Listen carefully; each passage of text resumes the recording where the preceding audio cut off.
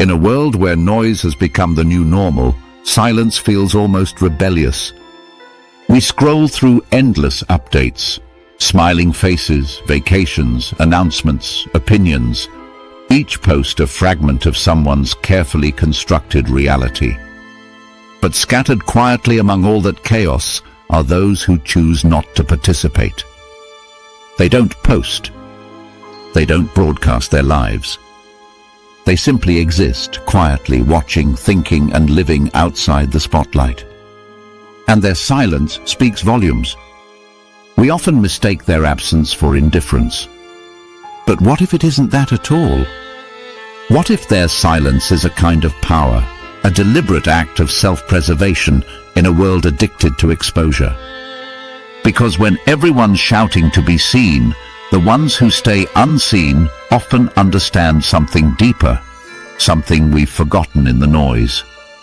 For them, silence isn't emptiness. It's control.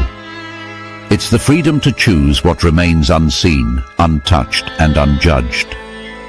They decide what the world doesn't get to consume. And that choice, in an era where visibility equals value, is radical. Because social media doesn't just ask for your attention, it asks for your identity. It rewards those who perform and punishes those who pause. Yet some people still choose to step away. Not out of fear, but out of wisdom. Psychologists have discovered something profound about these quiet observers. They often possess higher levels of self-restraint, self-awareness, and emotional independence. They are less driven by external validation and more by internal clarity. While most people post to prove they matter, the ones who don't already know they do. Their sense of self isn't built on likes, hearts, or shares. It's built on something much stronger: solitude, introspection, authenticity. Think about how most people interact online. Every post, every story, every caption is not just communication, it's performance. It's an audition for belonging. We dress up our happiness, filter our pain, and present our lives like art galleries of moments. But when someone stops posting, something within them shifts. They start detaching their worth from digital applause. They stop seeing life through the lens of validation. And that's when real experience returns, unfiltered, unperformed, raw. For many who've stepped away from sharing, the silence comes after exhaustion.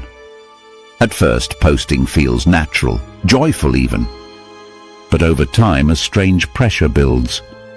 Every good moment becomes something to capture. Every simple joy becomes content. Life turns into a stage, and the applause becomes addictive. Until one day it stops feeling real. That's when some quietly disappear. No announcement. No grand goodbye. Just absence. Just peace. But make no mistake, silence online doesn't mean silence within. It's often the opposite. Those who don't post are still feeling deeply. They're just protecting what's sacred. There's a psychological concept called psychological ownership, the sense that something truly belongs to you. A memory, a thought, a private experience.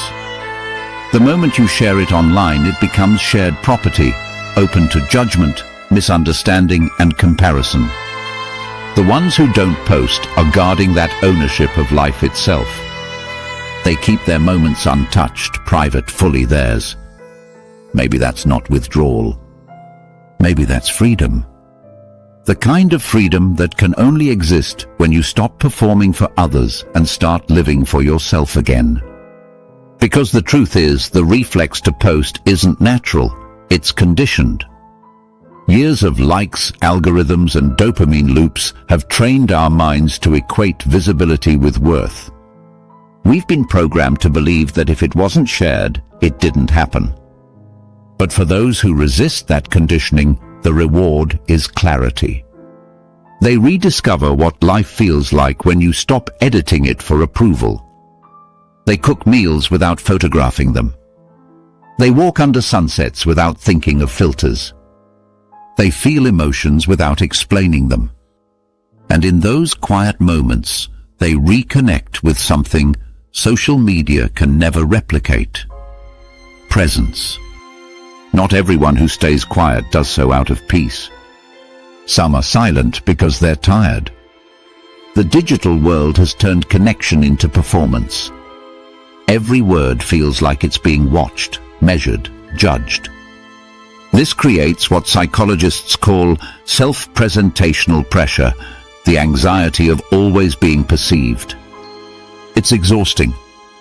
For many, silence becomes a sanctuary, a space where they can exist without evaluation.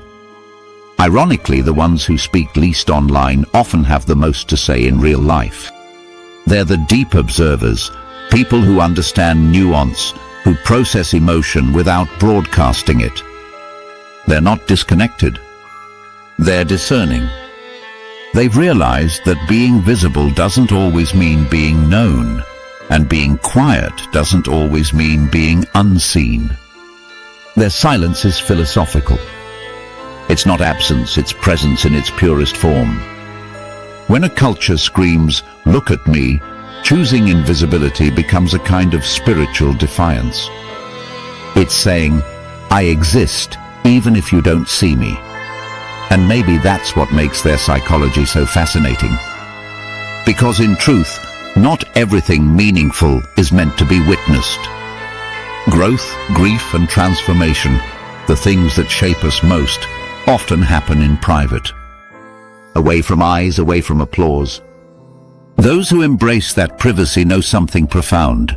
Being unseen doesn't mean being insignificant. It means being real. Social media promises connection, but too often it delivers comparison. It gives us visibility but steals intimacy. And for those who walk away from that cycle, something beautiful begins to happen. They start noticing who checks on them without updates, who remembers without reminders. Their relationships become deeper, heavier, more human. There's a quiet confidence that grows in people who don't post. It's not arrogance, it's peace. They no longer need an audience to validate their existence. They don't seek to be known by everyone, only understood by a few. And those few, the real friends, the real connections, are enough. Ironically, these quiet souls often hold the most extraordinary stories. But they save them for the right moments, the ones that happen face to face, not screen to screen. Because to them, connection isn't measured in engagement metrics, it's measured in eye contact, in shared laughter, in silence that feels safe. And maybe that's what the world needs again, a reminder that life's deepest truths can't be posted, only lived. What's most striking about those who step away from the digital stage is how differently they start to see the world. Colors feel richer. Time feels slower. Moments stretch longer. They relearn what it means to experience something without an audience. They're not thinking about framing the shot. They're simply there, inside the moment. That's rare now. Because every post, every update is designed to trigger a dopamine hit. The validation loop keeps us scrolling, keeps us posting. But the people who resist that, the ones who stay still in the noise, show incredible discipline. Their sense of fulfillment doesn't depend on attention. Psychologists call this an internal locus of control, meaning their sense of worth comes from within, not from approval. That's not detachment. That's mastery. Studies show that people who take long breaks from social media experience measurable boosts in emotional stability and satisfaction. When your sense of identity isn't being constantly reflected back through others' reactions, it becomes solid. It becomes yours. Of course, silence isn't always serene. There are moments of doubt, moments where you wonder if the world has forgotten you. But that quiet hum underneath, that still sense of self, remains. It reminds you that real confidence doesn't come from being seen, it comes from being secure when no one's watching. Some people say, if you didn't post it, did it even happen? But the truth is, the moments that shape you most never make it to the feed. They happen in whispers, in tears, in laughter that only you remember. And maybe that's what those who don't post understand best, that meaning doesn't need witnesses. They know that privacy isn't loneliness. It's intimacy with yourself. When you stop broadcasting every thought, you start hearing your own again. You rediscover your own rhythm, your own desires, your own truth. That's not disappearance, that's homecoming. And maybe, just maybe, they're not missing out on the world. Maybe they've simply found a deeper way to live within it. Because sometimes the most human thing you can do is stay unfiltered, unposted, and beautifully invisible.